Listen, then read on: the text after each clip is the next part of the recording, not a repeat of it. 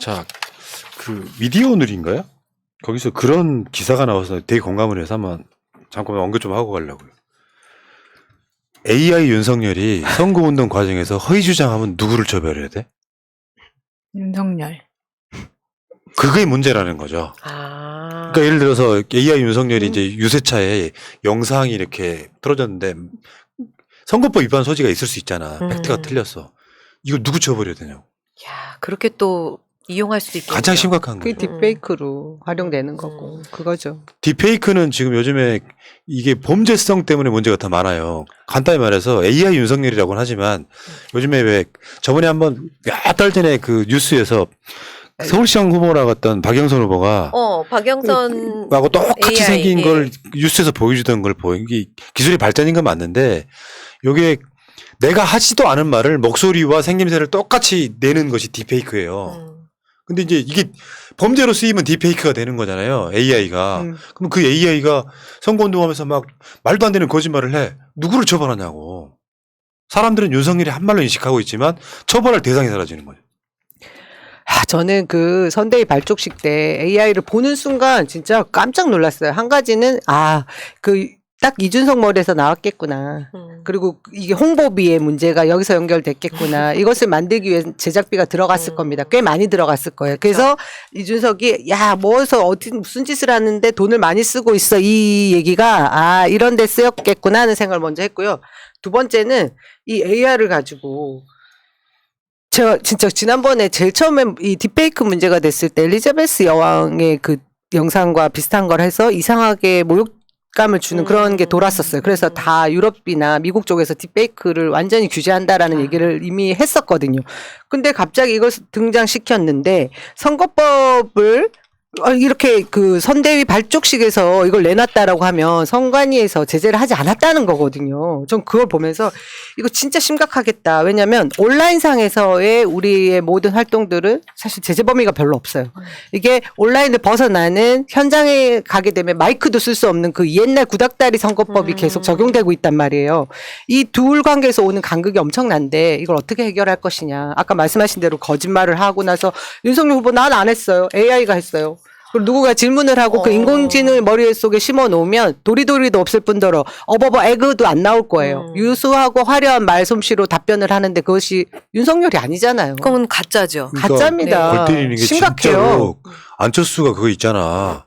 MB 아바타입니까가 정확히 말하면 이 AI 윤석열은 윤석열의 아바타인 거잖아요. 제대로 된 아바타도 아니고 더 업그레이드 그러니까. 시켜놓고 보강시켜놓은 거죠. 이게요, 그 사람 목소리를 녹음해갖고 화면에 맞추는 게 아니에요. 네, 그 사람 목소리를 가져와가지고 모든 단어들을 다 그런 식으로 윤석열 목소리로 내는 거야. 저번에 그 김광석 씨 같은 분들이 네. 이렇게 다시 이렇게 영상이지만 그걸 만들어내는 거 보고 좀 소름 끼쳤는데. 작년에 그 거북이 그 맞다, 터틀맨 봤어. 돌아가시고 터틀맨. 나서 터틀맨 돌아가시고 나서 그 남은 분들이 그분이랑 같이 신곡을 발표했거든요. 그거 보고 엄청 눈물을 흘렸는데 그러니까 그런 식으로 좋은 방향으로 이용될 수도 있지만 푸나님 말씀처럼 이거 사실은 범죄에 악용되는 경우가 더 많잖아요. 그뭐 제재가 필요할 것 같아요. 터틀맨이라던가 그때 당시에 막 저 젊은 엄마가 일찍 죽은 아이랑 울었어요. 다시 만나는 거 저는 맞아. 그 장면 그걸 보면서 아니 딥페이크가 왜 필요해? 저는 그 생각을 했어요. 저도. 오히려 네. 더 오히려 많은 더 고통 그리고 더 그 고통을 길게 만들어주는 그러니까 당장은 만나고 싶기는 한데 그 모습이 또 완전하지도 않거든요. 그리고 그 아이를 안아볼 수도 없는데 만질 수도 없고 그렇게 만들었기 때문에 장점보다 단점이 훨씬 많은 데다가 컨트롤할 수 없다는 것 그리고 무엇보다도 딥페이크를 이용해서 야동을 얼마든지 만들어낼 수 있다는 게 가장 무서운 거예요. 영상물 이런 게 진짜 그렇죠. 불법 영상물 그런 것. 근데 네. 이 AI를 윤석열이 쓰겠다고 한 것은 선대위에서 굉장히 그 심각한 고민이 있었다고 생각합니다. 이재명에게 도저히 윤석열 본체로는 안 되겠다 그렇지. 싶었다는 거죠. 그러니까 본체. 그 인공지능이라는 게 아티피셜 인텔리전스라는 게 인텔리전스 지능이 이재명한테는 있지만 윤석열한테는 없다는 거를 지금 그 반증으로 보여주는 거예요. 네. 그래서 사실 AI 윤석열을 내놓으면 사실 진짜 윤석열은 죽어도 상관이 없는 거거든요. 대통령도 나중에 AI로 쓸 것 같은데 이렇게 가면 토론은 김종인이 대신 나오고 또 뭐 그럴 수 있잖아. 대통령도 후보자 연설이 있잖아요. 윤석열이 아니라 AI가 나오고 요거는 제가 봤을 때 이제 신기술이 발전하다 보니까 법이 못 따라가는 케이스인데 선관위 유권 해석에 달려 있다고 봐요. 그건 굳이 허위사실 해야 될 공표 거예요, 같은 공판에서. 예. 윤석열하고 똑같은 사람이 허위사실 공표 같은 이런 짓 하는 것 자체가 저는 불법으로 판단할 가능성이 높다고 생각하는 게 이게 악용되기 시작하면은 어마어마한 해악이 생기는 거거든요. 예를 들면 민주당이 이재명이 한 말 아니다라고 이재명 후보하고 똑같이 생긴 목소리와 음성을 가진 어떤 AI가 나와서 윤석열에 대해서 가짜뉴스 엄청 쏟아부어. 그걸 누가 책임질 거냐고. 똑같은 대응을 할 수 있다고 일단 봐요. 근데 문제는 국민들이 그 AI 윤석열에 아무리 자연스러운 AI라고 해도 감동이 있겠냐는 얘기를 하나 드리고 싶어요. 가장 네. 다른 게 그거잖아요. 오늘 뉴스에서도 앵커가 그렇게 이야기하더라고요. 가장 큰 차이점은 도리도리를 하지 않는다는 겁니다. 그리고 무조건 전 제재해야 된다고 보고요. 당에서 이걸 지금 심각하게 받아들이고 있어서 문제 제기할 것 같습니다. 예. 그리고 하나 더는요. 복민이 전복민이 슬며시 복당해가지고 윤석열 선대위로 갔다. 참 잘한 일이죠. 네, 칭찬합니다. 이 전복민이 복당을 하면서 이렇게 되면은 그때 당시에도 제대로 된 어떤 징계 없이 본인이 탈당하는 걸로 도망가 버린 전복민이었어요. 그 부산에 있는 지금 그때도 600억인가요? 그러니까 전복민은 전에 이야기했지. 박형준이 키운 지역 정치인이고 그렇죠. 부산 시의원이었어요. 근데 그쪽에 완전 유지야. 자기 아버지 이진 종합건설 자기 아버지가 이제 원래 그 불법이거든. 일감 몰아주기. 자기 자식들한테 일감 몰아주기 방식으로 해서 재산을 막 불려주는 이 과정에 그게 논란이 돼갖고 탈당을 했단 말이에요. 막 금액도 어마어마해. 어마어마했어요. 그러니까 여기 그냥 토착비리 뭐 이런 거에 관련돼 있는 인물인데 이거를 그거 이제 보도를 하려고 하니까 MBC가 보도하려고 하니까 자기 아버지가 기자한테 이제 3천만 원 주겠다. 뭐 이런 식의 논란이 됐던 건데 이 사람이 다시 슬며시 기어 들어가요. 그러니까 그 잡탕밥이란 말이 딱 맞아요. 살리는 선대위죠. 죽은 사람 살리고. 고맙다. 나갔던 사람 살리고. 그러니까 작년에 재산 신고할 때만 해도 914억을 신고를 했었는데 지금은 더 늘어났겠죠. 평균적으로 국민의힘 선대위 재산 공개 한번 해보면 평균 내보면 재밌겠네요. 원래 일감 몰아주기가 어마어마한 불법인 거거든요. 이게 이를테면은 어떤 건설회사가 뭘 짓는데 하청줘야 되는 것들이 있잖아요. 요거를 다른 회사를 만들어가지고 사실 자기 회사인데 그런 식으로 이제 몰아주기를 하는 과정에 세금도 달로해야 되고요. 그리고 또 뭘 짓는 데 있어갖고 모든 거를 다 덕식을 못하게 되어 있는 법이 있습니다. 건설 거기에 관련해서. 그리고 내부 정보가 가장 결정적이잖아요. 그래서 이 일 이후에 아마 그 국회에서 이해충돌 방지법 통과시킨 부분이 일정 부분 있었던 거잖아요. 근데 그런 그 장본인이기도 했던 정복민이 은근슬쩍 그러니까. 근데 아무도 모르게. 그러니까 윤석열은 내가 봤을 땐 그래. 등치만 키우면 된다고 생각해. 네 머리를 채워. 등치만 키우면 되는 게 아니라 머리를 채우라고 개념을. 하루아침에 안 됩니다. 그러니까 AI를 써야 될 수밖에 없는 절박한 상황인 거예요. 벼락치기로 안 됩니다. 이런 정당의 사람들이 나중에 혹시나 그럴 일 없겠지만 정권을 가져가면 개판 되는 거야 나라. 한번 생각해봐봐. 제2의 국정농단 되는 거죠. 그러니까 일단은 장모 마누라는 청와대 물론 따라 들어가겠지만 거기서부터 이상한 구조 속에 얽혀 있고 마누라가 선대위를 장악한다는 건 무슨 뜻이냐면은 인사에도 개입할 가능성이 높아요. 장관 누구. 오. 그렇게 가는 거죠. 대통령의 인사권이 2만 명을 좌우하는 거야. 이게 스펙이 좀 잘 안 되면 무슨 공사 사장 같은 거 맡기는 거. 물론 지금 공사 사장 하시는 분들이 그렇다는 뜻이 아니라 그런 식으로 해서 검사 출신들 뭐 일본 장관으로 가고 그런 짓거리 해. 그럼 나머지 이제 농공이상 해야 되잖아. 그러면 전복민도 선거운동 했잖아. 그 농공이상 하면 또 무슨 부산 무슨 공사 사장으로 보내주고는 전복민 사람이 생겨나면서 나라 자체가 와 개판돼 버리는 거죠. 검사들은 막 난리를 칠 거고 요렇게 지금 뭐 노재승이 만약에 선대위에 끝까지 남아 있다면 노재승은 뭘 할까요? 청와대 최소한 행정관은 들어가지 않을까요? 지금 딱 그 판이죠. 박근혜 플러스 이명박 플러스 전두환 플러스 딱 그 판이죠. 3명이. 그러니까 감사한 일이고 아무리 그 정권 교체 여론이 높다고 해도 윤석열이 이 때문에 안 되는 거예요. 나는 안 될 거라고 확신한 이유가 그런 거예요. 관역이 너무 커. 내가 민주당 못 찍겠다 하시는 분들은 투표를 포기할 가능성이 높아. 윤석열 때문에.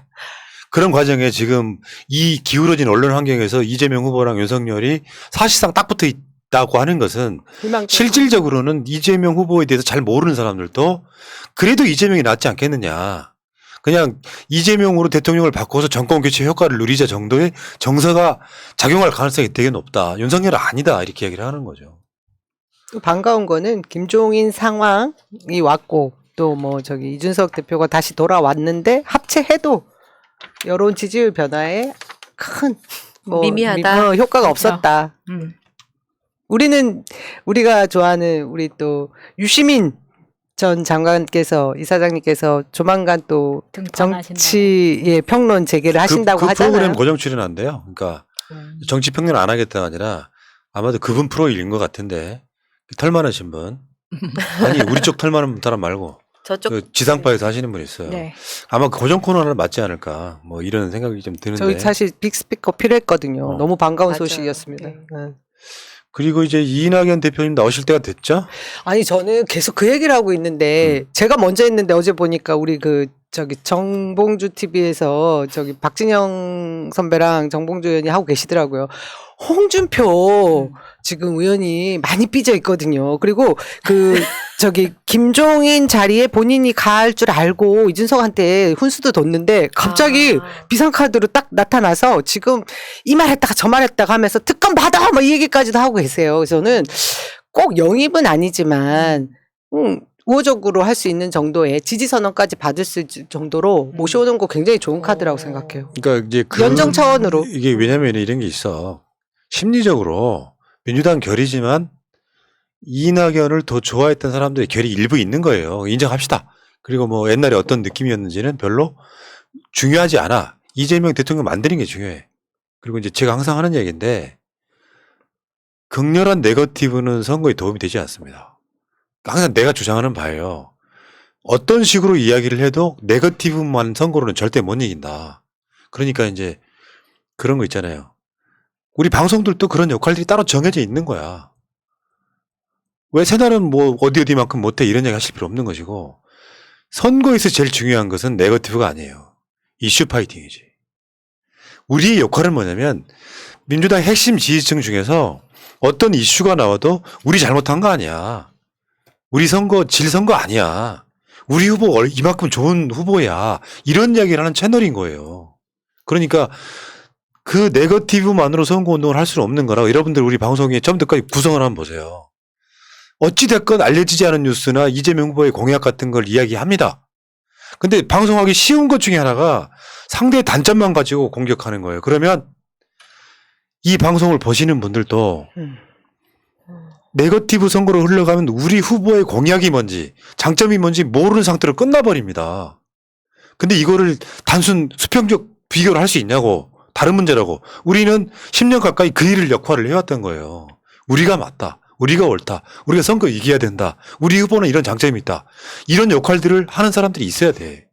자꾸 네거티브 쪽으로 방송을 해달라고 하는 사람들이 문제 있는 거예요. 이거 굉장히 고도의 정무감각으로 이야기하는 거예요. 네거티브에서 이긴 선거가 없다니까?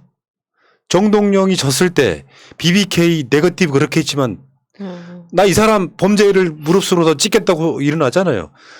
서울시장 선거는 어땠어요? 오세훈, 박경준 다 네거티브였잖아. 네. 우리 후보가 뭘 장점이 있는지 알려지지도 않았잖아요. 그 선거에 재미 들려갖고 말초적인 걸로 그렇게만 공격하는 건 나는 옳지 않다고 생각해요. 우리 후보가 잘났다는 걸 알려줘야 사람들이 중도 있는 사람들도 이재명이 대통령 되면 좋은 세상 오겠네. 이 인식을 주고 찍게 만드는 게 훨씬 더 중요한 일이에요. 일반 언론들은 그런 얘기 안 하잖아요. 이 수평적인 또 기계적 균형을 맞춘다고 서로 간에 그런 얘기 잘 안 해. 논란 갖고만 이야기해. 우리가 MBC나 KBS보다 훨씬 나은 겁니다. 그 생각나네요. 이재명 네가 참 좋아. 주얼리! 그건 약간 양념으로 보시고. 그래서 이재명은 뭐 윤석열은 그러면 이재명은 뭐 이럴 때 우리가 할 말이 있어야 된다는 거죠. 그 이야기가 오늘 방송의 핵심이었고요. 여러분들이 지금 구독을 20명만 더 해주시면은 49.3만 명 되시겠습니다. 지금까지 구독해주신 분들 정말로 감사를 드리고요. 여러분 현기증 나니까 빨리 해주세요. 자, 구독 진짜 꼭 좀 부탁드릴게요. 50만 이제 코앞에 와 있는데 지금 이 관악산 깔딱고기 넘어가는 것 같습니다. 빨리빨리 좀 해주세요. 좀 부탁 좀 드리겠습니다. 자, 제 말이 옳다고 생각하시는 분들은 구독, 좋아요 눌러주시고 새날 마켓도 좀 놀러와 주시고요. 힘들어요, 요즘. 겁나게 힘듭니다. 다 아시겠지만 다른 방송만 놓다 걸리는 게 아니죠. 새날 같은 방송은 주르르 녹다기예요. 다 놓다. 수입이 거의 없는 거죠. 그러니까 새날 마켓도 좀 이용해 주시고 새날은 물러갔다가 이따가 9시에 정청래, 이종원, 진성준, 저 이렇게 와. 드림팀이지 뭐. 근데 9시라고 이야기하지만 8시 반에 시작할 수도 있습니다. 그리고 그 방송 이제 2주에 한 번씩 했잖아요. 매주 하는 걸로 이번 주부터. 정말요? 매주. 괜찮으시겠어요? 매주. 자, 매주 하겠습니다.